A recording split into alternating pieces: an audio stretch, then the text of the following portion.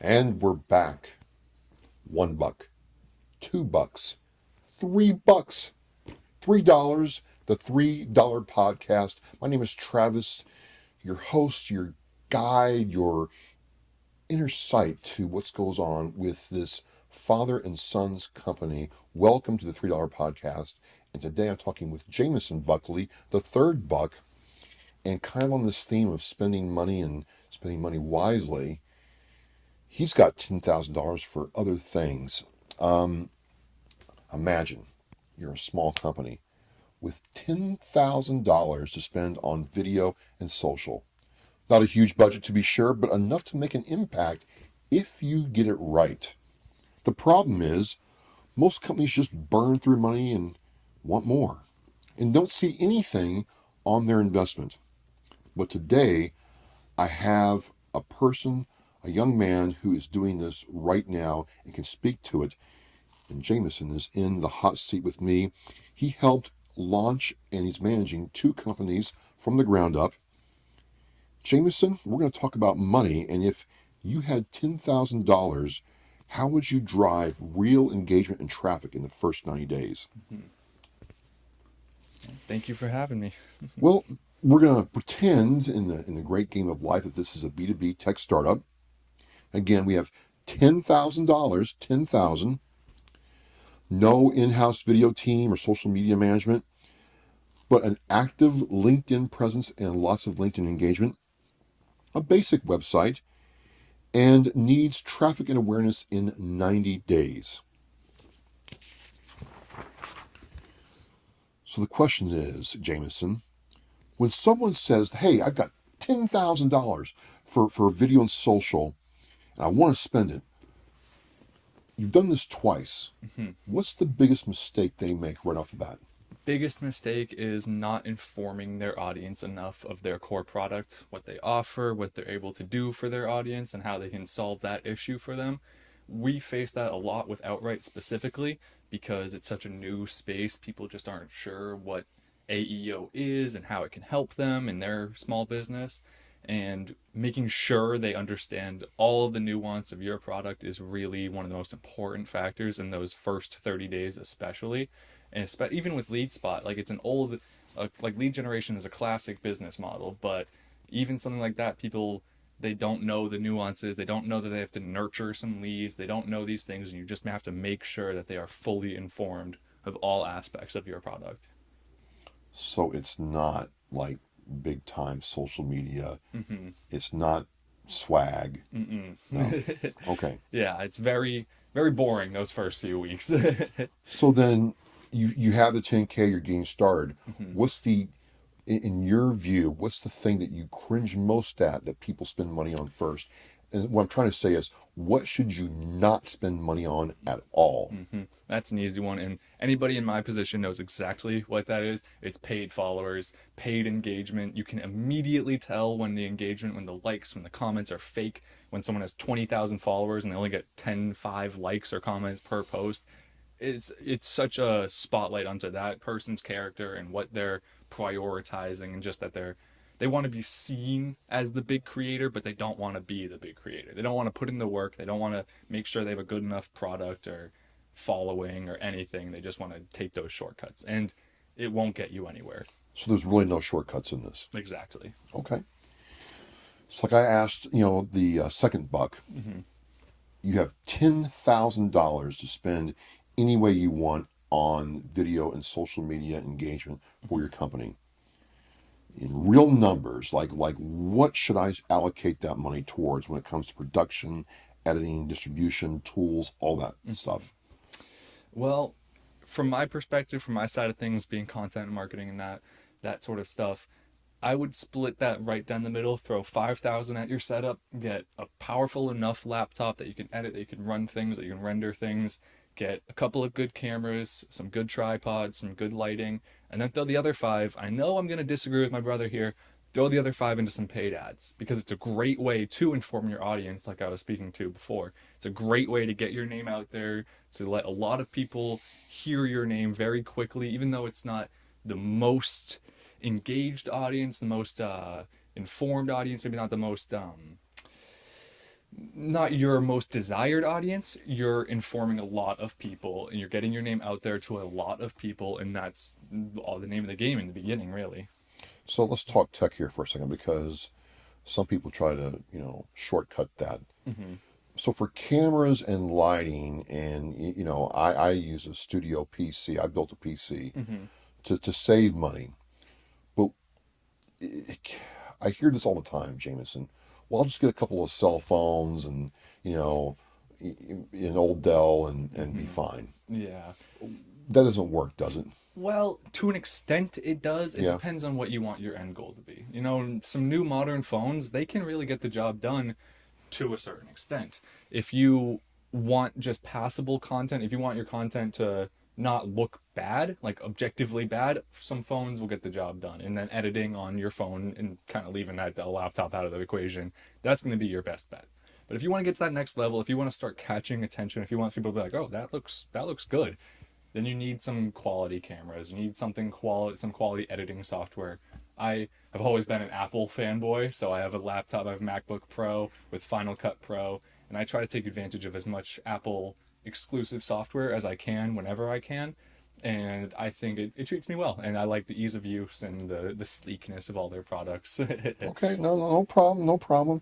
But you have to have the tools Hmm. to get the outcome you want. Hmm. Definitely. Okay. There's always a question about format. And the reason I ask that is people don't understand how what works for, say, LinkedIn Hmm. will not work for TikTok, Yeah, YouTube, no. so on and so forth. Hmm. But you're starting out, and not only do you have $10,000, you don't have a dedicated, you know, media arm of your company to do Hmm. this. So when it comes to format, what should I prioritize? Should I prioritize YouTube? Should I prioritize shorts? How's that all work? Personally, I would always recommend to prioritize shorts, whether that be YouTube shorts or TikToks. It's just the cheat code to views. You can post a nothing short and get 1,400 views in an hour, and it's just luck and randomness, but it's people watching your stuff. It's who you want. YouTube, some longer form YouTube can be really good. It can for that informative piece of things again. And if you get above that 10-minute mark, it starts getting views again. If you get above that hour mark, you get a lot of views. For some reason, it's come full circle in that really long form content gets a lot of views again. So you either want really short or really long. In the beginning, it's easier to go for really short, but ending up at really long is always going to be the goal. Um, People have a love-hate relationship with Instagram Mm-hmm. and marketing, and Yeah. but Facebook has embedded Reels so heavily into both those platforms. Mm-hmm. Should I put effort into Instagram Reels? Absolutely, because Instagram and Meta in general, that whole umbrella, be that Facebook, Instagram, it has a very different audience than TikTok, than LinkedIn, than YouTube. It's kind of everybody. Like your mom's on Facebook, your son's on Facebook, everybody's on Facebook, Yeah. and same thing with Instagram. So you got to be on there, even if it's like you don't want to be. Personally, I'm not the biggest fan of Facebook and Meta and all that, but you got to be on there. What about like Reddit and Substack and those kind of platforms? Do they have a place? Absolutely. That is, again, really good for the informative aspect of it. Posting a 5,000 word Reddit article and on right onto your own subreddit where nobody can take it down is a great thing. And you can even include a video into that, hook people's attention, and then get them reading. That's going to be a really good solution. So based on everything we've talked about now, and again, folks, Jameson is doing this right now, and he's doing it for two companies. I just want to remind you of that. Like you're in this. Yep. So thinking about that, when you think of a company that you haven't seen before, what are you looking for them to do to generate as much activity as fast as possible? As much activity as fast as possible. If I had to do it all again, I would double down on YouTube Shorts, double down on LinkedIn, just posting as much short form content as possible. It does really good on those platforms. Making your content look a certain way to capture that attention, to make sure people think it's, oh, that looks modern, that looks good, these people must be intelligent. That's going to be your end goal. Just get as much video content out there to inform as many people because people are watching a lot more than they read these days. I'm a big fan of the behind the scenes production aspect of what creation is. Hmm. And it's like the cook in the kitchen. You don't see what they do, Hmm. but you can definitely taste what they do. That's for sure. Um, but you have $10,000, Hmm. and it's a finite number. Yeah. Do you tell people to invest in high quality production with that $10,000, or prioritize volume and reach with $10,000? You know, it's really a fine line you have to walk Yeah, because you don't want to invest all of it in production and then hamstring yourself with like the quality and the quantity of your content. You know, you can have really, really great looking content, but if you're only posting one video a week, it's kind of falling behind. So if you can follow that tightrope, if you can walk both sides and kind of get the best of both worlds, that's going to be optimal. Because we don't need FX30s, you know, we don't need the crazy cinema yeah, we cameras. do. Maybe we do. Blackmagic or FX30s. Yeah, I need that Jameson. Maybe we do, but for the time being, we don't need Yeah, yeah, yeah. them. But and so you can get it done, and you can kind of walk the middle line, the middle tier of technology, and be able to produce a lot more content with a lot more like better quality software and things like that. So I want to tell you or ask you, Gary Vaynerchuk, Hmm. one of my, heroes. I watched a LinkedIn show he did, and he's telling the audience that if you're not posting 7 times a day, you're not doing anything. Interesting.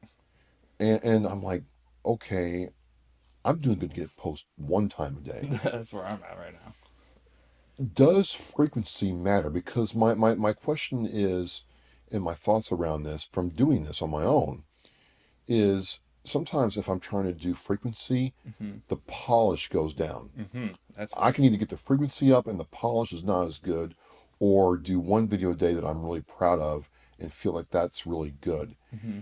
And so I'm a big imperfect action now versus perfect action later kind of guy, but this is your brand. So how do you balance that? Or, what do you think?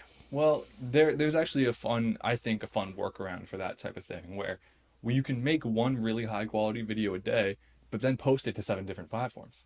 So you're posting that video 7 times, you're getting it out there to a lot of different audiences, but it's still that one high quality piece of content.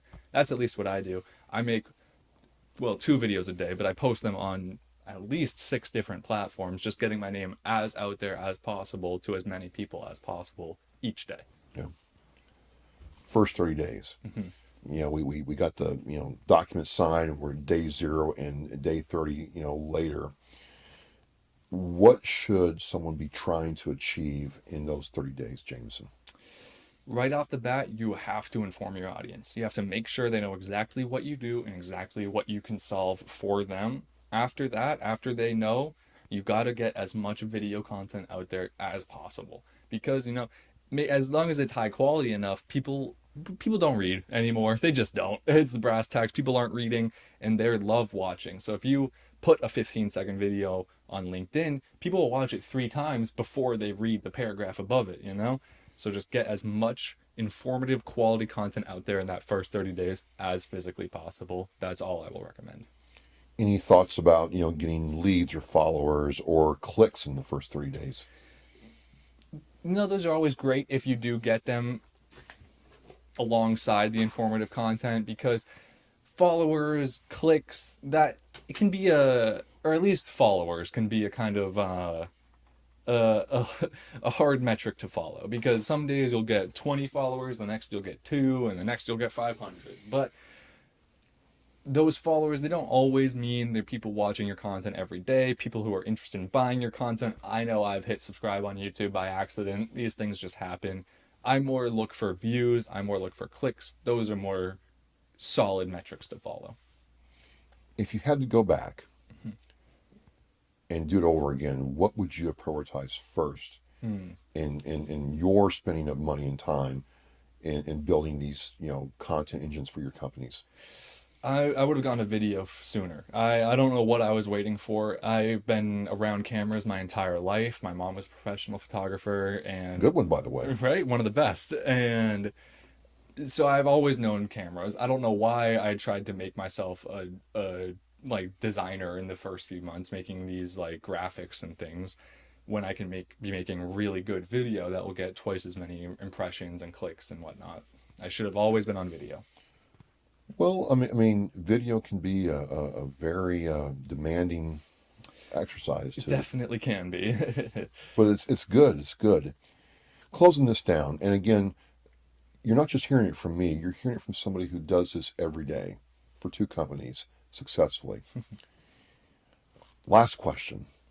You have $10,000 and you've got to put this in one area, move, or something. One. Hmm. What's the area you push all in on? All in, I would go equipment. And I know camera guys and whatnot, we suffer from gear acquisition syndrome, but I would always go for equipment. If you hit that level of quality in that first few weeks, you're gonna be laughing. Everybody's gonna be looking at you and thinking, okay, these are the top dogs. They look a certain way, they feel a certain way. That's what you want to be at the end of the day. Just from my experience, I agree with you. It's when someone shows up with a rig and a decent tripod and Black Magic or Sony or a nice Nikon, Hmm. and you can tell that they have put the effort into configure it all and get it all working, and they have the lighting, their lighting game is down, Hmm.